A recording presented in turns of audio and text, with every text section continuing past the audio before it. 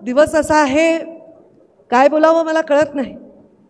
ज्या दिवशी मुंडे साहेबांचं निधन झालं त्या धक्क्यातून कशी त्या म्हणजे धुक्यामध्ये वावरल्यासारखे आम्ही कितीतरी दिवस वावरलो. मी जेव्हा हॉस्पिटलमध्ये गेले त्या सगळ्या दिल्लीमध्ये मला कोणीच ओळखीचं वाटत नव्हतं. तेव्हा मुंडे साहेबांच्या मृतदेहापाशी देवेंद्रजी उभे होते आणि तो एकच चेहरा मला वाटलं की अरे मी देवेंद्रजी म्हणून तिथे खूप जोरात टाहो फोडला. कारण मला असं वाटत होतं की विमानात बसताना आदरणीय नितीनजींचा फोन आला होता. त्यांनी सांगितलं होती परिस्थिती, पण मन मानत नव्हतं. मला वाटत होतं एवढ्या लाखो लोकांच्या प्रार्थना माझे बाबा नाकारणार नाहीत. ते मास लीडर आहेत, ते लोकांची कधीच नाही म्हणत नाहीत, ते लोकांची याचना कधीच नाकारणार नाहीत. मी दवाखान्यात जाईपर्यंत मुंडे साहेब चमत्कारिकदृष्ट्या ते ट्राय करत होते ना, त्यांना रिवाईव्ह करायचं, ते जीवित असतील अशी अपेक्षा, भाबडी अपेक्षा होती. त्यांचा मृत्यू स्वीकारण्यासाठी खूप खूप खूप दिवस लागले. त्यांची डॉक्युमेंटरी बनवली तेव्हा कळत नव्हतं की काय ओळी मुंडे साहेबांसाठी बोलाव्या.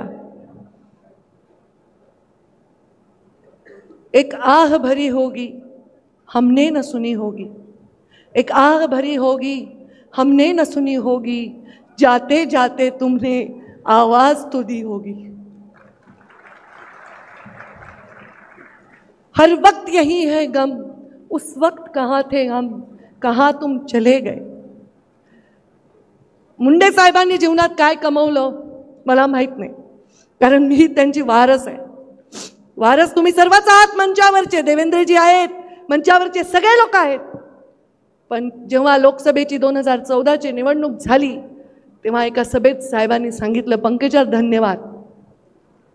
छोटीशा पंकजाचा ऊर भरून आला. का धन्यवाद म्हणले डझनभर आमदार मला पाडायला बसले होते, माझी एकच लेख 12 आमदारांना भारी पडली आणि माझा वारसा मी निवडला. जिवंतपणी त्यांनी मला वारस घोषित केलेला आहे. आणि हे वारस जमीन जायदाद पद प्रतिष्ठा याच्याही पलीकडचं आहे. मी गेल्या 5 वर्षात कुठल्याही पदावर नव्हते तेव्हा अनुभवलेला आहे. माझे वडील हे माझे गुरु होते.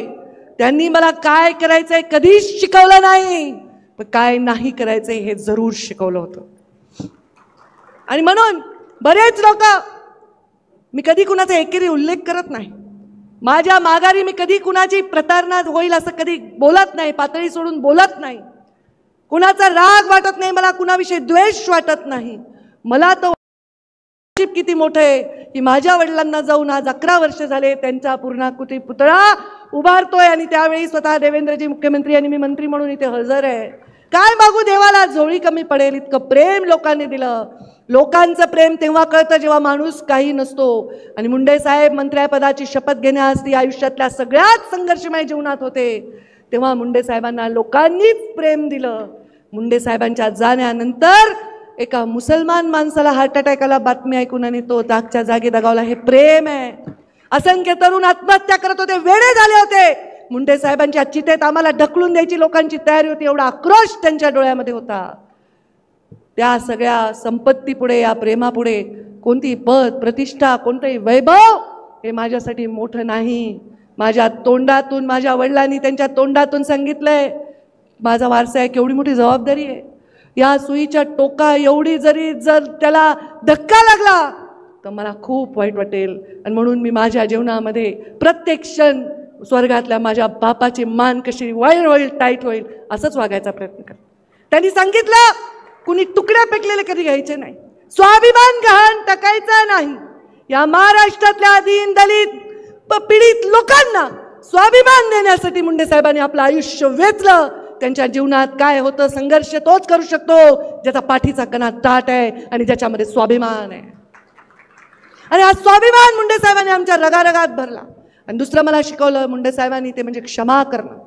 मला बऱ्याच वेळा माझे कार्यकर्ते म्हणतात त्यांनी असं केलं तसं केलं. मी म्हणलं नाही. मुंडे साहेब म्हणायचे या जगामध्ये कोणताही माणूस बिनकामाचा नसतो आणि कधी गणित बेरजेचंच करायचं असतं. मला वाटतं हे जर कुणी तंतोतंत पाहिलं असेल तर देवेंद्रजींनी पाहिलेलं आहे. आणि म्हणून या मंचावर आज कोणालाही कमी लेखायचं नाही, कोणालाही मायनस करायचं नाही, बेरजेचं राजकारण करायचं आहे आणि त्याच्यावर सत्ता येते ना. नुसत्या भावनांवर सत्ता येऊ शकत नाही. सत्ता येण्यासाठी पूर्णपणे प्लॅनिंग करावं लागतं. छत्रपती शिवाजी महाराजांनी आयुष्यामध्ये अनेक युद्ध केले आणि अनेक तहही केले. जनतेच्या हितासाठी, जनतेला कुठेही नख लागू नये याच्यासाठी तहही करावं लागतात आणि युद्धही करावं लागतं. यश हे मिळवावं लागतं. हे माझ्या बाबांनी मला सांगितलं. मला दुर्दैवाने बऱ्याच वेळा अपयशाचा सामना करावा लागला. कारण वारशामध्ये संघर्षही आलाय, कारस्थाने आलेत, कट कारस्थाने आलेत. पण कधी मुंडे साहेबांनी सांगितलं कोणाही विषयी एवढं सुद्धा मनामध्ये विष बाळगायचं नाही. ते आपल्या सिस्टीममध्ये ते विष येतं, आपल्या शरीरात येतं आणि त्यामुळे प्रत्येक व्यक्तीला जवळ करायचं, आलिंगन देऊन त्याला प्रेमाने जवळ करायचं. मुंडे साहेबांचं जे संस्कार होते त्या संस्कारात वागण्याचा प्रयत्न करते. बऱ्याच वेळा काही लोकांचे वैयक्तिक गोष्टी असतात. देवेंद्रजी, आपल्याला तर खूप अनुभव येत असेल. त्याचं एखादं काम राहिलं, त्याचा एखादा इगो हर्ट झाला, ते म्हणतात मुंडे साहेबांसारखं ताईची कार्यपद्धती नाही. मी म्हणते हो, माझी कार्यपद्धती मुंडे साहेबांसारखी नाही. माझी कार्यपद्धती मुंडे साहेबांना जशी पाहिजे तशी आहे. कारण मुंडे साहेब मला नेहमी म्हणायचे हे वाक्य, आज श्रावण सोमवार आहे, वैद्यनाथाचं दर्शन घेऊन आले, उपवास आहे मला आणि माझ्या पित्याचं गोपीनाथाच्या पुतळ्याचं अनावरण करता आलं आणि बाजूलाच एक पुतळा अजून होता, स्वर्गीय विलासराव देशमुख साहेबांचा पुतळा. कारण एक प्रांजळ आणि सोज्वळ राजकारणाचं मूर्तिमंत उदाहरण कोणी उभं केलं असेल तर या दोन जोडीने केलं. एक मैत्री केली, पण कधी पक्षाची कधी कुठली प्रतारणा केली नाही. एकमेकांची मैत्री लढले, विरोधातही लढले पक्षाच्या, पण पक्षाचे आपापले नेते बनून लढले. त्यांच्या पुतळ्याचं अनावरण मी पालकमंत्री असताना माझ्या हस्ते झालं, तो क्षण आठवला. आणि म्हणून एवढं या निमित्ताने सांगेन, मुंडे साहेबांनी मला सांगितलं, 1000 वेळा सांगितलं, तुला गोपीनाथ मुंडे व्हायचंय पण सुधारित आवृत्ती व्हायचंय. त्यामुळे मला जसं वाटतं तसं तू काम कर. कारण बऱ्याच वेळा मला जसं वाटतं तसं मला करता येत नाही, ते तू कर. आणि म्हणून तत्वांशी प्रतारणा न करता, सामान्य माणसाच्या हिताची प्रतारणा न करता, कधी स्वाभिमान गहाण न टाकता राजकारण करण्याचं वचन मी माझ्या मृत होण्याच्या आधी माझ्या पित्याला दिलंय. त्या वचनावर मी शेवटच्या क्षणापर्यंत काम करत राहीन, हे वचन आज तुम्हाला देते. रमेश अप्पा, तुम्ही रेणापूरचे आमदार झाला, तो मोठं भाग्य आहे. कारण मला तर परळीचं व्हावं लागलं. जेव्हा रेणापूर आणि परळी वेगळे झाले, परळी मतदारसंघ नवीन झाला, तेव्हा मला परळीचं आमदार व्हावं लागलं. 2 वेळा मी परळीचे आमदार झाले. पण रेणापूरच्या लोकांनी जे प्रेम दिलं ते मी कधीही विसरू शकणार नाही. 2004ला मुंडे साहेबांच्या प्रचारासाठी पानगावची रेणापूरची जबाबदारी माझ्याकडे होती आणि 2014ला मुंडे साहेबांच्या लोकसभेची जबाबदारी होती. या सगळ्या प्रवासात खूप शिकले. खूप काही आहे माझ्याकडे. मला लोक सांगतात मुंडे साहेबांचं चरित्र लिही. आता मी लिहीन का नाही माहीत नाही, माझ्याकडून ते होईल का नाही माहीत नाही, पण जेव्हा जेव्हा तुमच्या डोळ्यात मी बघते मुंडे साहेबांचं चरित्र मला तिथेच दिसतं. म्हाताऱ्या माणसाच्या डोळ्यामध्ये मुंडे साहेबांची प्रतिमा दिसते. माय माऊलींनी डोळ्याला पदर लावला, तिच्या अश्रूत मुंडे साहेबच सांडताना मला दिसतात. आणि तरुणांच्या ऊर्जेमध्ये देखील आजही मला मुंडे साहेब दिसतात. आणि ते मुंडे साहेब जिवंत ठेवण्याचं मोठं कर्तव्य हे माझं तर आहेच, पण आपल्या सर्वांचं देखील आहे. त्यामुळे आज जे खरी साहेबांची शिकवण होती, छोट्या छोट्या लाभासाठी, छोट्या छोट्या गोष्टींसाठी खूप मोठे नाते असतात. नाते फार महत्त्वाचे असतात. रक्ताची नाते तर आपल्याला निवडता येत नाही, पण आपण जे नाते स्नेहाने प्रेमाने निवडत असतो ते नाते फार महत्त्वाचे असतात आणि ते कशाहीपेक्षा श्रेष्ठ असतात. तसंच नातं या लातूरचं मुंडे साहेबांचं आहे. मी विलासरावजींचा उल्लेख केला, विलासरावजी आणि मुंडे साहेबांचं आहे. तसंच नातं तुमचं आणि माझं आहे. चूकभूल कधी क्षमा करा. कधी राजकारणामध्ये एखादी घटना आपल्याला यशस्वी करता येत नाही, पण मनामध्ये कधीही लोकांच्या विरोधात कोणाच्या वाईट करण्याचा हेतू कधीही नसणार. मुंडे साहेबांनी जी शिकवण दिली, मी थकणार नाही, मी रुकणार नाही, मी कुणासमोर कधी झुकणार नाही, हे वाक्य आज म्हणते मंचावर. कारण मीडियावाले असे लावतात, पंकजाताई असे म्हणल्या, ते याला म्हणल्या, त्याला कोणाला नाही म्हणले. मी कोणाला नाही म्हणले. मी परिस्थितीसमोर झुकणार नाही, मी उतणार नाही, मी मातणार नाही, मी घेतला वसा टाकणार नाही, असा शब्द देते.